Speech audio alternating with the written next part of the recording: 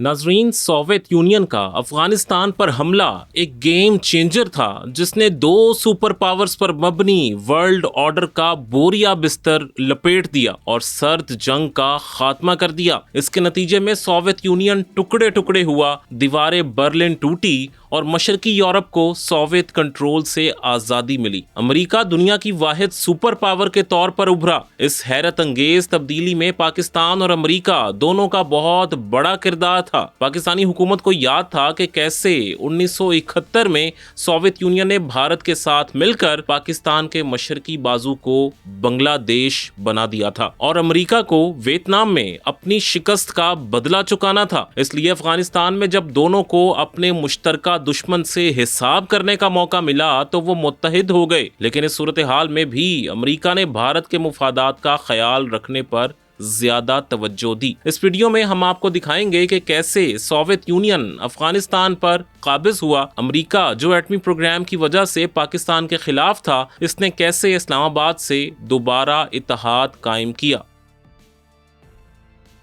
नाजरीन, अफगानिस्तान पर Soviet union के हमले से पहले तक अफगानिस्तान जैसा लैंड लॉक्ड कंट्री अमरीकी खारजा पॉलिसी में कोई अहमियत नहीं रखता था। अमरीकी खारजा पॉलिसी के नुक्ता नज़र से 1978 के मौसम बहार तक अफगानिस्तान निस्बतन मुस्तहकम और गैर वाबस्ता मुल्क था। अमरीकी स्टेट डिपार्टमेंट की अफगानिस्तान से मुतल्लिक डी क्लासिफाइड दस्तावेजात से पता चलता है कि काबुल में होने वाले वाक़यात शाज़ो नादिर ही ओवल ऑफिस और नेशनल सिक्योरिटी काउंसिल में तवज्जो पाते थे। काबुल में कायम अमरीकी सिफारत खाने और महकमा खारजा को आने और जाने वाली केबल्स निस्बतन कम थीं और इनमें ज्यादा तशवीश की बात भी नहीं थी। लेकिन अप्रैल 1978 से ये सूरत हाल बदलने लगी। अफगानिस्तान में पे दर पे ऐसे वाकयात हुए कि सोवियत यूनियन की इस खित्ते में दिलचस्पी बढ़ने लगी। इस सूरत हाल को भांप कर अमरीका ने भी अफगानिस्तान में अपनी सर्वेलेंस बढ़ा दी। सबसे पहला वाकया जिसने सोवियत यूनियन और अमरीका दोनों को अफगानिस्तान की तरफ मुतवज्जे किया वो अप्रैल 1978 में पेश आया। People's Democrat Party of Afghanistan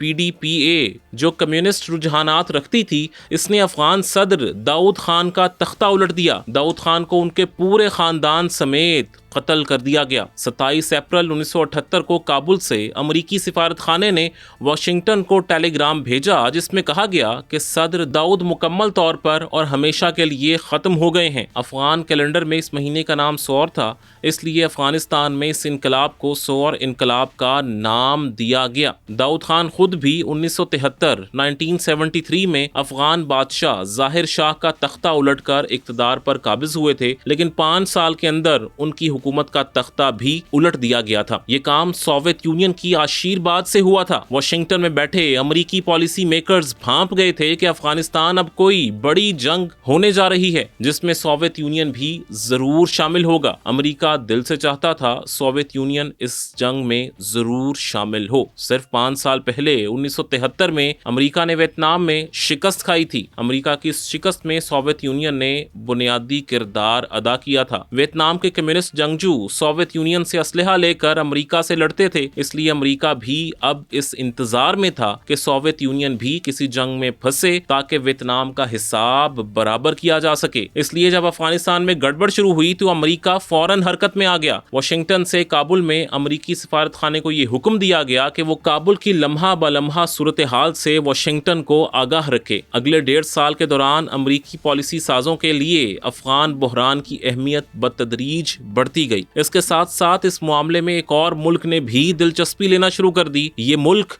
Pakistan था जिसका अफगानिस्तान के साथ 2640 किलोमीटर तवील बॉर्डर है। पाकिस्तान हरगिज नहीं चाहता था कि अफगानिस्तान अदम इस्तेहकाम का शिकार हो या वहां सोवियत फौजें उतर आएं, इसलिए पाकिस्तान भी अफगानिस्तान की सूरत हाल पर गहरी नजर रखे हुए था। अफगानिस्तान की खराब सूरत हाल कुछ ही दिनों में पाकिस्तान और अमरीका को एक दूसरे के करीब ले आई। पाकिस्तान में जनरल जियाउल हक की हुकूमत 1977 में कायम हो चुकी थी। शुरू में इसके अमरीका के साथ ताल्लुकात अच्छे नहीं थे, खास तौर पर एटम بم کے معاملے پر امریکہ پاکستان سے سخت ناراض تھا۔ پاکستان بھٹو دور سے ایٹم بم بنانے کی کوشش کر رہا تھا۔ جنرل ضیاء بھی اس پروگرام کو جاری رکھے ہوئے تھے، لیکن امریکہ اس پروگرام کے خلاف تھا اور پاکستان پر پابندیاں لگا رہا تھا۔ اس وجہ سے دونوں ملکوں کے تعلقات خراب تھے، لیکن ایک برس سے بھی کم عرصے میں یہ صورتحال تیزی سے بدلنے لگی۔ 1 مئی 1978 کو پاکستان میں سفیر آرتھر ہمل نے واشنگٹن کو اطلاع دی کہ پاکستان حکومت کابل میں ہونے والے واقعات پر تشویش کا شکار ہو چکی ہے۔ اس کے بعد امریکہ اور جنرل ضیاء کی حکومت میں رابطے تیز ہو گئے، لیکن ابھی یہ صرف زبانی رابطے تھے، ان میں کسی فوجی مدد کا وعدہ نہیں کیا گیا تھا۔ امریکہ ویتنام جنگ میں شکست کے بعد کسی نئی جنگ میں ہاتھ ڈالنے سے گھبرا رہا تھا، لیکن فروری 1979 میں یہ صورتحال اس وقت بدل گئی جب امریکی سفیر کا قتل ہوا۔ کابل میں امریکی سفیر ایڈولف ڈبس کو فروری 1979 میں افغان انتہا پسندوں نے اغوا کر لیا۔ افغان حکومت اور سوویت حکام نے انہیں ریسکیو کرنے کی کوشش کی، لیکن اس کوشش کے دوران امریکی سفیر کی موت ہو گئی۔ اس واقعے سے امریکیوں کے جذبات بھڑک گئے اور بدلے کا ماحول بن گیا۔ اس ماحول میں پہلی مرتبہ امریکی حکام نے کابل میں کمیونسٹ حکومت کے خلاف افغان باغیوں کی مدد کرنے کی آپشنز پر غور شروع کر دیا۔ اس وقت تک افغانستان کی کمیونسٹ حکومت کے خلاف افغان مجاہدین اپنی لڑائی کا آغاز کر چکے تھے۔ کئی علاقوں میں لڑائی جاری تھی۔ جولائی 1979 میں امریکی حکومت نے افغان باغیوں کو پاکستان کے ذریعے فوجی مدد دینے کا فیصلہ کر لیا۔ اس کارروائی کو آپریشن سائیکلون کا نام دیا گیا۔ یہ آپریشن امریکی تاریخ میں اس وقت تک کا سب سے طویل اور سب سے بڑا آپریشن بن گیا۔ جب امریکہ افغان مجاہدین کو مسلح کرنے کی تیاری کر رہا تھا تو سوویت یونین نے امریکہ توقعات کے عین مطابق افغانستان پر حملہ کر دیا۔ سوویت یونین نے داؤد خان کے قتل کے بعد نور محمد ترکی کو افغانستان کی حکومت دی تھی، لیکن ایک اور کمیونسٹ لیڈر حفیظ اللہ امین نے ان کا تختہ الٹ دیا۔ نور محمد ترکی کو گلا دبا کر قتل کر دیا گیا، لیکن حفیظ اللہ امین بھی زیادہ عرصہ سوویت یونین کے منظور نظر نہیں رہ سکے اور ان کے ماسکو کے ساتھ اختلافات شروع ہو گئے۔ حفیظ اللہ امین نے جلد ہی کرملن کا اعتماد کھو دیا۔ ماسکو کو لگ رہا تھا کہ افغانستان کہیں اس کے ہاتھ سے نکل ہی نہ جائے۔ سوویت یونین کے رہنما لیونڈ بریزنف کا یہ نظریہ تھا کہ ایک بار جب کوئی ملک کمیونسٹ ہو جائے تو ماسکو اسے اپنے انقلابی کیمپ میں شامل کر لے گا۔ اس صورتحال میں سوویت قیادت نے افغانستان پر مکمل سیاسی اور فوجی قبضے کا فیصلہ کیا۔ 27 دسمبر 1979 کا دن افغانستان کی تاریخ میں ایک اہم دن کے طور پر یاد رکھا جائے گا۔ اس روز سوویت افواج نے ملک پر حملہ کیا۔ ان کا ٹارگٹ حفیظ اللہ امین تھے، لیکن حفیظ اللہ امین سوویت فوجوں کے ملک میں داخل ہونے سے 4 روز قبل ہی کابل کے مرکز میں صدارتی محل سے شہر کے جنوب مغربی مضافات میں تاج بیگ محل منتقل ہو گئے تھے۔ انہیں یہ خدشہ محسوس ہو گیا تھا کہ افغان باغی انہیں قتل کر سکتے ہیں، اس لیے اپنی طرف سے انہوں نے ایک محفوظ رہائش گاہ کا انتخاب کیا۔ تاج بیگ کا صدارتی محل مضبوط اور سخت سیکیورٹی میں تھا۔ اس کی دیواریں گولہ باری برداشت کر سکتی تھیں۔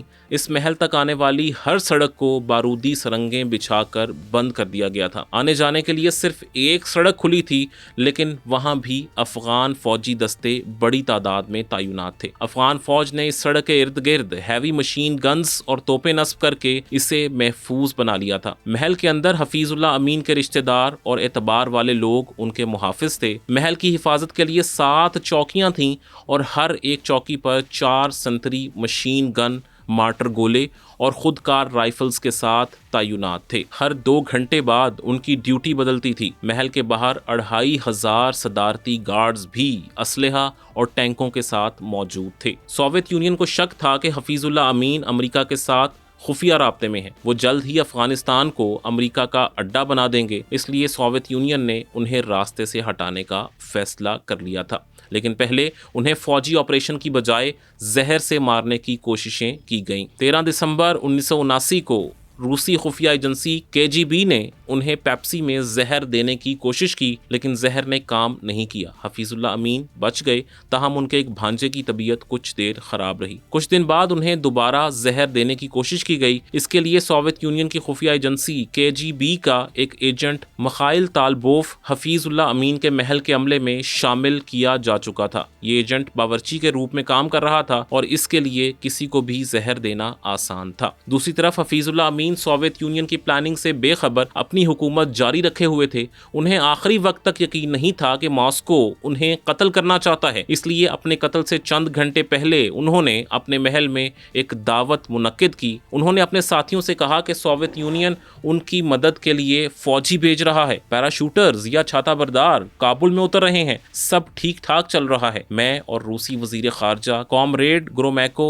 हमेशा फोन पर राब्ते में होते हैं और हम ये तय कर रहे हैं कि बैरूनी दुनिया के लिए कौन सा बयानिया अपनाना है। लेकिन इनकी ये खुशफहमी जल्द ही धरी की धरी रह गई। केजीबी के एजेंट ने दावत के खाने में जहर मिला दिया। ये जहरीला खाना खाकर हफीजुल्लाह अमीन और उनके कई मेहमान बेहोश हो गए। महल में अफरा तफरी मच गई। खाने को मुआयने के लिए भेजा गया और अफगान बावर्चियों को गिरफ्तार कर लिया गया। फौजी अस्पताल और सोवियत सफारत खाने के पोली क्लिनिक से मदद तलब की गई। डॉक्टरों ने देखा कि लोग सीढ़ियों पर और कमरों में बेहोश पड़े थे। जो होश में आ चुके थे वो भी दर्द से दोहरे हो रहे थे। डॉक्टरों ने हफीजुल्लाह अमीन की जान बचाने की कोशिश की। हफीजुल्लाह अमीन बेहोश थे और नब्ज कमजोर चल रही थी। 6 बजे तक डॉक्टर्स उन्हें बचाने में कामयाब हुए तो उन्होंने आंखें खोली और पूछा क्या हुआ था, क्या ये हादसा था या कोई हमला। हफीजुल्लाह अमीन को जहर देने की ये दूसरी कोशिश भी नाकाम रही तो सोवियत यूनियन ने ऑपरेशन स्टॉर्म 333 शुरू कर दिया। अल्फा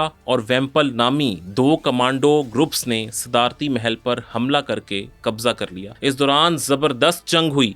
अफगान महल के 30 मुहाफिज और 300 से ज्यादा फौजी मारे गए, जबकि दीगर 150 को गिरफ्तार कर लिया गया। अमीन के 2 बेटे भी मारे गए। फिर हफीजुल्लाह अमीन को कत्ल करके उनकी लाश कालीन में लपेट कर बाहर ले जाई गई। उसे एक खुफिया कब्र में दफन कर दिया गया। उनकी जगह बिब्रक कार्मल को सदर बना दिया गया। अब सोवियत यूनियन अफगानिस्तान जंग का बाकायदा हिस्सा बन चुकी थी। यही वो वक्त था जिसका अमरीकी सदर जिमी कार्टर बड़ी शिद्दत से इंतजार कर रहे थे। अफगानिस्तान पर सोवियत हमले के 2 दिन के बाद सदर कार्टर ने अफगान मुजाहिदीन बागियों को जदीद हथियार भेजने के लिए एक नई खुफिया कार्रवाई की मंजूरी दे दी। इसके अलावा उन्होंने ब्रेज़नेव को सख्त अल्फाज में खत लिखकर अफगानिस्तान पर हमले की मजम्मत की और सोवियत यूनियन पर मुआशी पाबंदियां भी आयद कर दी। 8 जनवरी 1980 को अमेरिका ने पाकिस्तान के लिए इमदादी पैकेज को हतमी शक्ल दे दी। अमेरिका की डीक्लासिफाइड दस्तावेजात के मुताबिक अमेरिका के लिए सबसे बड़ा मसला ये था कि पाकिस्तान को इमदाद इस तरीके से दी जाए कि वो भारत के खिलाफ इस्तेमाल ना हो सके। अमेरिकी दस्तावेजात में ये वाज़े तौर पर लिखा था कि पाकिस्तान की मदद इस तरह करनी है कि भारत के साथ कशीदगी में इजाफा ना हो। यानी यहाँ भी अमेरिका ने भारत को बचाने की पूरी कोशिश की। वो पाकिस्तान को ऐसा कोई हथियार नहीं देना चाहता था जो भारत के लिए खतरा बने, क्योंकि अमेरिका इसे चीन के खिलाफ अपने अहम इत्तेहादी के तौर पर देखता था। ये सूरत हाल आज तक बरकरार है। इसी वजह से आखिर पाकिस्तान को जदीद हथियार हासिल करने के लिए चीन की तरफ मुतवज्जा होना पड़ा। इसका नतीजा बेहतर निकला और पाकिस्तान को चीन से आज J-10 तैयारे मिले हैं जो F-16 से बहुत बेहतर साबित हुए हैं। बहरहाल 1979 और 80 में अमेरिका पाकिस्तान की बड़ी मोहतात मदद कर रहा था। अमेरिकी सदर कार्टर ने पाकिस्तान की फौजी तरबियत के लिए $6 लाख की फराहमी और अफगान मुहाजिरीन के लिए $60 लाख की इजाफी इमदाद का वादा भी किया था। शुरू में पाकिस्तान को फौजी इमदाद के तौर पर $100 मिलियन का असलहा देने की तजवीज़ थी, लेकिन अमेरिकी कौमी सलामती के मुशीर ब्रेजेंस्की ने सदर कार्टर से कहा कि $100 मिलियन ज्यादा देर नहीं चलेंगे। सबसे अहम सवाल जो वाशिंगटन में जेर बहस था वो ये था कि क्या अमेरिका पाकिस्तान को अपने जदीद तरीन F-16 तैयारे फरोख्त करने के लिए तैयार है या नहीं। अमेरिका 1978 में F-16 तैयारे मुतारिफ करा चुका था। ये अपने दौर के इंतहाई जदीद तरीन तैयारे थे और कोई सोवियत तैयारा F-16 का मुकाबला नहीं कर सकता था। इसलिए अमेरिका चाहता था कि ये तैयारे पाकिस्तान को फराहम किए जाएं, लेकिन अमेरिकी सदर जिमी कार्टर की डेमोक्रेट हुकूमत पाकिस्तान की ज्यादा दोस्त नहीं रही थी। जिमी कार्टर ने पाकिस्तान को जदीद तरीन F-16 तैयारे फरोख्त करने से इनकार कर दिया। अमेरिकी महकमा दिफा ने खुलकर कहा कि पाकिस्तान के लिए फौजी सप्लाई के फैसले करते वक्त हमें इंडिया को जहन में रखने की जरूरत है। इंडिया असूली तौर पर अमेरिका की तरफ से पाकिस्तान को हथियारों की सप्लाई के बारे में फिक्रमंद हो गया। इस लिहाज से हम जो भी सप्लाई करेंगे वो इंडिया के लिए परेशान कुन होगा। महकमा दिफा ने यह भी कहा कि अभी पाकिस्तान की मदद के लिए जो चीजें तजवीज की गई हैं इनमें से कोई भी अपने आप में इंडिया के लिए कोई खतरा नहीं बनेगी। जिमी कार्टर ने महकमा दिफा की इस दस्तावेज पर नोट लिखा कि मैं इससे इत्तफाक करता हूं। उन्होंने ये भी लिखा कि हमें पाकिस्तान की मदद फौरी मंजूर कर लेनी चाहिए, लेकिन सिर्फ ऐसे हथियारों में जो जल्द अज जल्द अफगानिस्तान और पाकिस्तान दोनों के दिफा के लिए इस्तेमाल किए जा सकते हों, ताहम इंडिया पर हमला करने के लिए हरगिज नहीं। 8 जनवरी की शाम को कार्टर ने Congress state of the union खिताब किया। इसमें उन्होंने कांग्रेस अरकान को अफगानिस्तान पर सोवियत यूनियन के हमले के बाद किए जाने वाले इक़दामात के बारे में आगाह किया। इन इक़दामात में पाकिस्तान को मजबूत करने का फैसला भी शामिल था। उन्होंने कहा कि हमने पाकिस्तान की आज़ादी और सालमियत के तहफ़्फ़ुज़ में मदद के लिए अपने 1959 के मुआहिदों को दोबारा फ़ाल कर दिया है। अमेरिका किसी भी बैरूनी जारहियत के खिलाफ मुज़ाहमत में पाकिस्तान की मदद के लिए अपने कवानीन के मुताबिक कार्रवाई करेगा। उन्होंने जनरल ज़िया को भी एक खत लिखकर ऐसे ही बातें कहीं। एक तरफ अमेरिका पाकिस्तान की मदद के लिए ऐसी तैयारियां कर रहा था और साथ साथ इंडिया का भी ख्याल कर रहा था, दूसरी तरफ अफगानिस्तान में हालात बद से बदतर होते जा रहे थे। फरवरी 1980 के आखिरी हफ्ते में काबुल में दीगर अफगान शहरियों में आम हड़ताल हुई। इसके अलावा बड़े पैमाने पर मुजाहरे भी शुरू हो गए। इस सूरत हाल को कंट्रोल करने के लिए बिब्र कार्मल की अफगान हुकूमत ने काबुल में मार्शल लॉ नाफिज कर दिया। सोवियत फौज अपने टैंक, बख्तरबंद गाड़ियां और हेलीकॉप्टर काबुल शहर के वस्त में ले आई। इसने मुजाहिरीन पर फायरिंग शुरू कर दी। इस तरह ये मुजाहिरे एक मुकम्मल जंग में बदल गए। इस जंग में अमेरिका और पाकिस्तान मुजाहिदीन के अहम तरीन इत्तेहादी थे, लेकिन इस मामले में सबसे जरूरी बात यह थी कि अमेरिका पाकिस्तान को हर सूरत में जदीद हथियार फराहम करे। भारत के मुफाद को बचाने की बजाय अपने इत्तेहादी पाकिस्तान का ख्याल रखे। ये काम जिमी कार्टर की हुकूमत के दौर में नामुमकिन लग रहा था, लेकिन 1980 के आखिर में इस सूरत हाल में एक ड्रामाई तब्दीली आई। 1980 के सदारती इलेक्शंस में डेमोक्रेट पार्टी को जबरदस्त शिकस्त हुई और रिपब्लिकन पार्टी के उम्मीदवार रोनाल्ड रेगन सदर मुंतखब हो गए। उन्होंने अफगान जंग पर भरपूर तवज्जो दी और जनरल ज़ियाउल हक को अपना दोस्त बना लिया। उन्होंने पाकिस्तान को F-16 तैयारे भी फराहम किए और अफगान मुजाहिदीन को स्टिंगर मिसाइल भी दिए। यूं पाकिस्तान और अमेरिका के दरमियान वो ताल्लुक कायम हुआ जिसके जरिए आखिरकार सोवियत यूनियन को शिकस्त हो गई। 1989 के शुरू तक सोवियत यूनियन को अफगानिस्तान से निकलने पर मजबूर कर दिया गया। इस जंग में शिकस्त खाकर सोवियत यूनियन टुकड़े टुकड़े हो गया। ये वीडियो आपको कैसी लगी हमें कमेंट सेक्शन में ज़रूर बताइएगा। अगर आप इस तरह की मज़ीद मालूमाती वीडियोस देखना चाहते हैं तो ये कुछ लिंक्स आपकी स्क्रीन पर मौजूद हैं, आप इन पर क्लिक करके इनके बारे में जान सकते हैं।